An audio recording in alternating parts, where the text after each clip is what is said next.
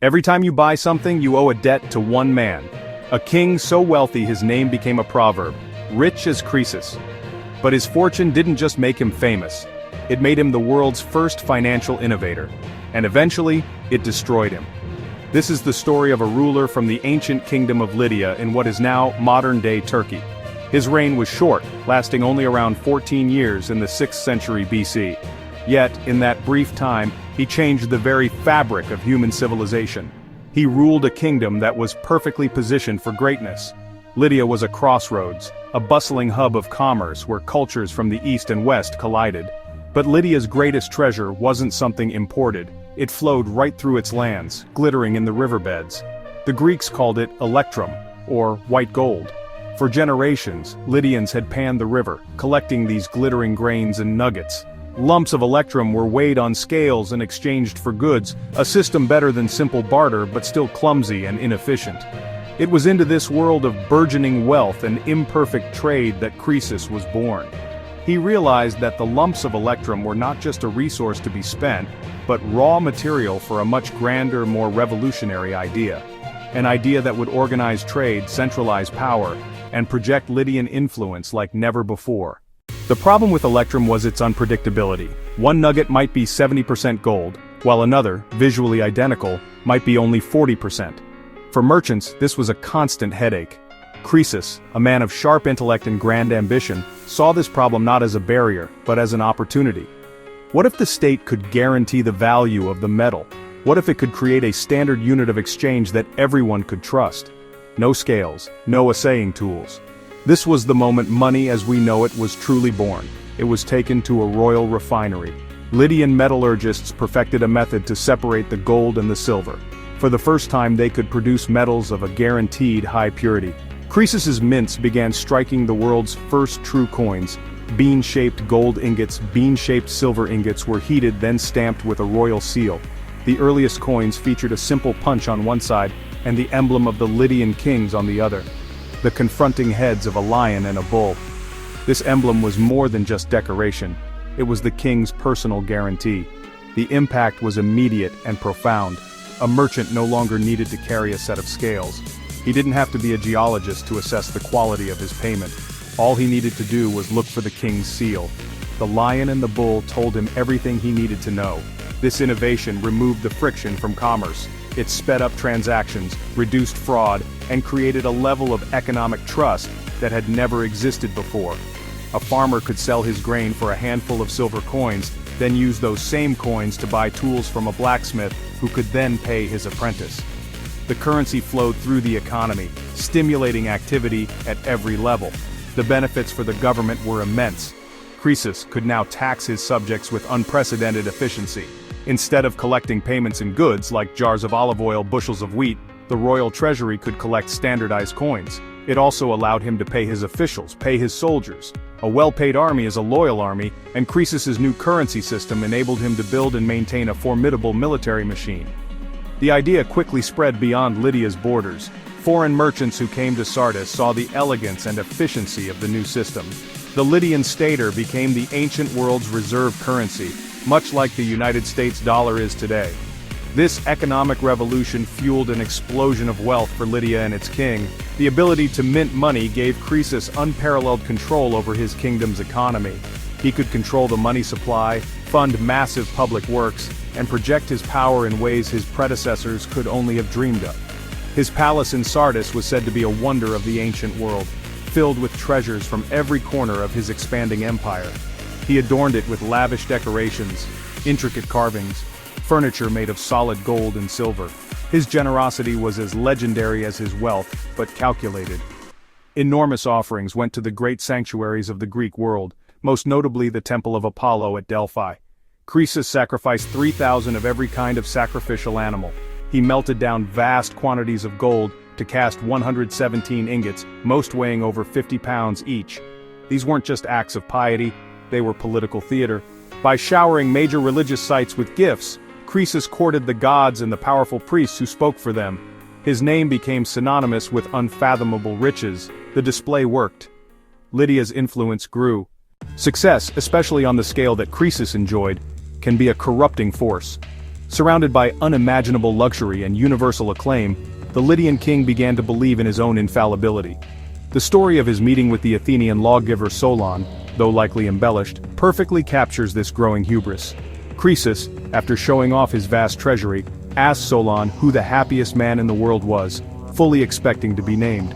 Solon, however, named an obscure Athenian who had lived a good life and died honorably in battle. Croesus was annoyed, but Solon explained his philosophy. No man can be called happy until he is dead, for fortune is fickle. This was a lesson Croesus was incapable of learning. He had conquered his rivals, amassed a fortune greater than any king before him, and revolutionized the very nature of commerce. His armies were strong, his treasury was full. The gods, judging by the favorable words from their oracles, were on his side. He saw himself not as a steward of fortune but as its master. His wealth was not a temporary gift, it was a permanent state of being, a shield against the misfortunes that plagued lesser men. To the east lay a new, rising power, the Persian Empire, led by a brilliant and ruthless king named Cyrus the Great. Cyrus was rapidly consolidating a vast territory, swallowing kingdoms whole. For Croesus, this new empire was both a threat and an opportunity. He saw a chance to expand his own dominion even further, to push the borders of Lydia eastward. The idea of a rival power matching his own was intolerable to him. Before launching a war against the formidable Persian Empire, Croesus needed divine sanction. He decided to test the great oracles of the ancient world to find the one most worthy of his trust, and his gold. Croesus meanwhile devised a bizarre and unlikely activity. He was in his palace kitchen, personally boiling a tortoise and a lamb together in a bronze cauldron. The messengers returned and only the Pythia, the priestess of Apollo at Delphi, had answered correctly. Her cryptic, poetic response was, "I know the number of the sands and the measures of the sea. I understand the dumb and hear the one who does not speak. The smell has come to my senses of a hard-shelled tortoise boiling in a bronze pot along with the flesh of a lamb. Bronze is the cauldron beneath and bronze is the lid." Astounded by this accuracy, Croesus declared the oracle at Delphi to be the only true oracle in the world. He was now convinced of its power, and he prepared to ask his real question. Having showered the temple with even more gold and silver, cementing his status as its greatest patron, Croesus sent his envoys back to Delphi with the query that weighed on his mind. Should I march against the Persians, and should I take on any allied army? He waited anxiously for the response that would seal his destiny. The Pythia's answer came, and it was a masterpiece of divine ambiguity, a sentence that would echo through history as the ultimate example of prophetic wordplay. The oracle's famous reply was, "If you cross the river, you will destroy a great empire." For Croesus, a man consumed by ambition and self-belief, the meaning was obvious. Filled with confidence, Croesus assembled his grand army and marched east. He crossed the Halys River, symbolically sealing his commitment to the war. The initial clash with the Persian forces under Cyrus was inconclusive. As winter was approaching, Croesus made a critical error in judgment. Assuming that Cyrus would also withdraw his army for the season, the Lydian king disbanded his mercenary forces and returned to his capital, Sardis, planning to reassemble a larger army in the spring with his Spartan allies. Cyrus the Great, however, was not a conventional leader. He was audacious and relentless. Seeing Croesus retreat, he did the unexpected. He pressed his advantage. He marched his army straight towards Sardis, force-marching his men across the Anatolian plain in the dead of winter. Croesus was caught completely by surprise. He hastily scrambled to assemble his remaining Lydian cavalry, his best troops, to meet the Persians on the plain before his capital.